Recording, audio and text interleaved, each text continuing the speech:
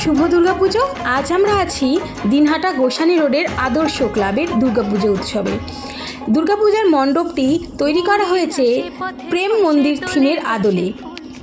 দিনহাটার এই প্রেম মন্দিরের থিমটি 2016 সালে কৃষ্ণ মন্দির থিমের আদলে তৈরি করা, যা 2022 সালে তৈরি করা হয়েছিল।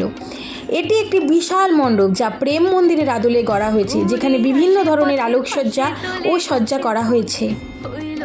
শুভ দুর্গাপুজো, শুভ মহাপঞ্চমী।